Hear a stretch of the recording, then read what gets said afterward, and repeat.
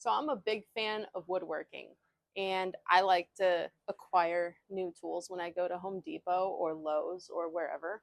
But they can be pretty expensive. And so I don't do it very often. I tend to make do with whatever I have. And sometimes that means using scrap wood as my straight edge, or a cut piece of 2x4 as my speed square, which is obviously not very accurate. But then I saw a file for 3D printed tool, and I thought, I'm going to find them all because this is fantastic. Anything that I can use as a tool that would be just as effective plastic as it would, say, metal, I wanted to find. So here's what I've got. Number one, well, I'll do these first. Here's what I got. These are little painting triangles. They're just little points so that when you paint something and you flip it over, because you got to paint the other side, you can set it on little points so the whole surface isn't getting scuffed up on that fresh paint that's, just dried for a few hours or whatever. It just sits on little points. And these take like 4 grams of filament, so nothing. So I printed a whole bunch of these. I got some for my art studio down here, some for the garage for woodworking. Then I've got my square. I've I've always wanted one, but they're like a nice one like this, like 15 to 20 bucks at Home Depot, unnecessarily. And I always thought, I've got stuff that's pretty square I can use at home, but this just makes it so much nicer. And this one is the 3-axis kind, so just a little bonus there. And it printed overnight, so easy peasy. I'm very excited about that. It's really sad how long I've wanted one, and I've never bought it. And then this is probably my favorite thing. This is an angle finder, but it's cool because it's got this little thing here. So you turn it until you find the right angle, and then you lock that down, and then it's not going anywhere. You figure out what angle you want. It's got spots for a pen or whatever to go through to mark where you're at. It's got it's got this like nice track for it to guide it back and forth, so it's really nice and accurate. It's very fancy. I'm quite excited about it. So that one's my favorite. And then I can't just print some tools for myself, and I've got like a whole family here. My son is 11, and he just got his first toolbox and some tools for his birthday. So I went ahead and printed him a speed square because it's a little one. It'll fit nicely in his toolbox. He's not going to be cutting anything bigger than a 2x4. So, I mean, really, he's not going to be cutting anything. He's not going to be marking anything bigger than a 2x4, which then me or my husband would cut for him, obviously. But still, it's perfect. I accidentally did print the one with the metric stuff on the side. We're in America, so the metric system is not my system. So I just went ahead and took a fine point Sharpie and marked out the inches on this side. It doesn't need to be like perfectly accurate. He could always take a ruler if he needs to figure it out any more accurately than that, but it's something. And then our oldest, she doesn't have any tools yet, but that's going to change soon because she's at the point where she needs to be able to start building some things herself and figuring stuff out and fixing things. So I went ahead and printed her one too. And I did the exact same thing because I printed them together. So no problem. They're going to love them. It's something. It'll work. And then my favorite thing that I've printed wasn't even for me, but our two youngest are 5 and 2. And so they needed some tools of their own. So I printed them a tool set. The last hammer is on there right now, but I've already got 2 of the wrenches and 2 of the screwdrivers. So they're ready to go. And then I was going to print them a toolbox, but I came up with a better idea. Okay, so I've got a pair of jeans that my son had already like ripped to heck. And so they were just sitting on my sewing box waiting for me to find a good purpose for them. I went ahead and looked through my sewing box and I found that I also have this.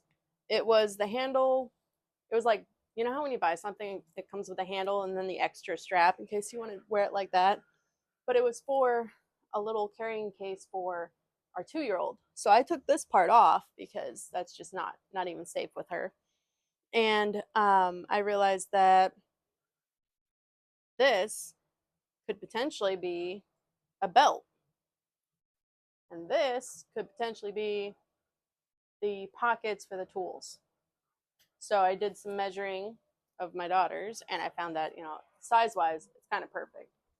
It's actually, I can make it a little big so that they can adjust it and have room to grow. So I am going to sew them up 2 tool belts right now, and I have an hour and 18 minutes before the last hammer's done. Maybe I can get this done before that's done, and they will both have a tool belt with some tools in it by the end of the night. Maybe. Or I'll finish it tomorrow. Either way, I'm working on it now. So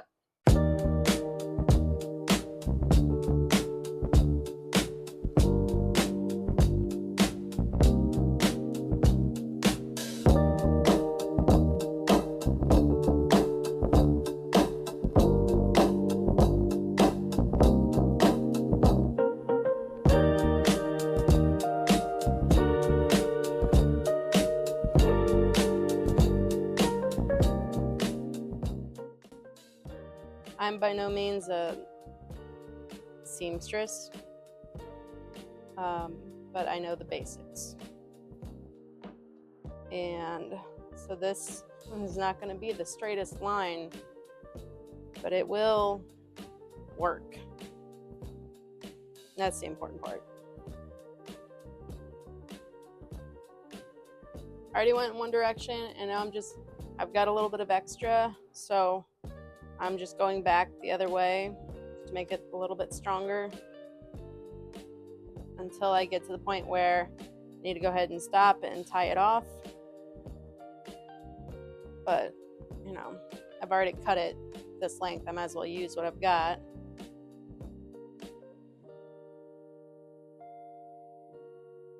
All right, one done. Turn it back right side out.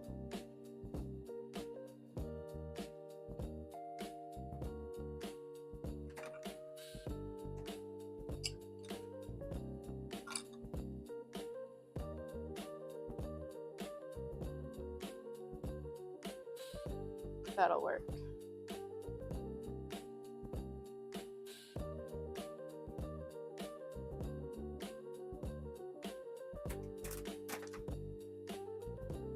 All right, no going back.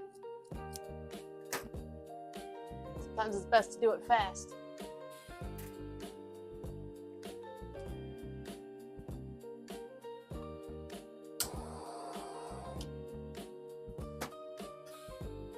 Do that to keep them from fraying.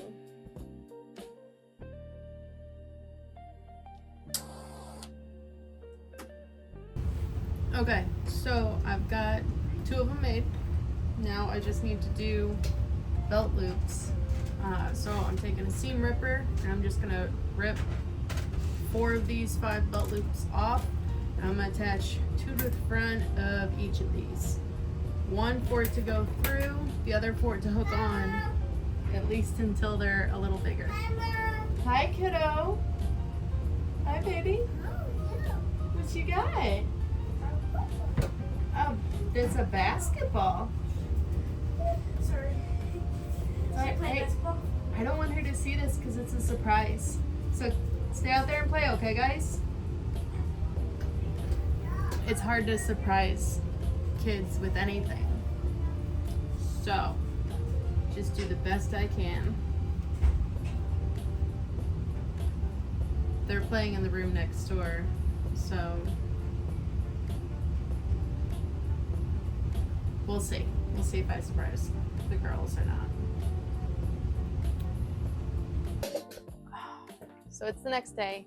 I got pretty far last night, but my camera died. So today I am just gonna finish it up. Here's the first one on its little belt, and I put 2 belt loops on the front. While they're real little, can go through one and hook to the other. When they get a little bigger, I could hook it to the other one and make it a little bigger for them. But one's done. This one, I already ripped the seams of 1 belt loop. I just need to get one more, and then I need to attach them to the bag, and it'll be ready to go.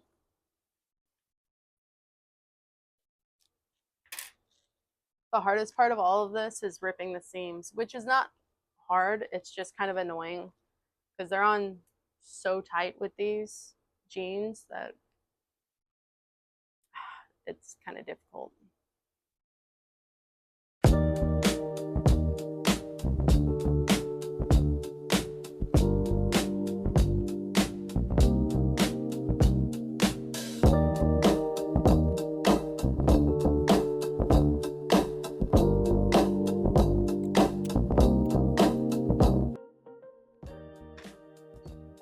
All right. Whew. Let's see. So this would wrap around waist and then go through this loop and attach to this loop. Boom. Little pools in here. And now, 2 littles are ready to help with any projects I might be doing. And I'm always doing something. All right, so if you haven't tried 3D printing some tools yet, I highly suggest it. If you get online on Thingiverse or Maker's World or any of those, there are so many options out there. There's a bunch of clamps and stuff too. I haven't tried any of those yet, but I probably will one day. But I'll leave some links below for what I did print. And I think out of everything, I am most excited about these because I can't wait to see the little girls with their little tool belts on, following me around when we're building stuff or fixing things in this house. It's gonna be adorable, and I'm really excited. I think they're gonna love it. So thanks for watching, and I'll catch you next time. Bye.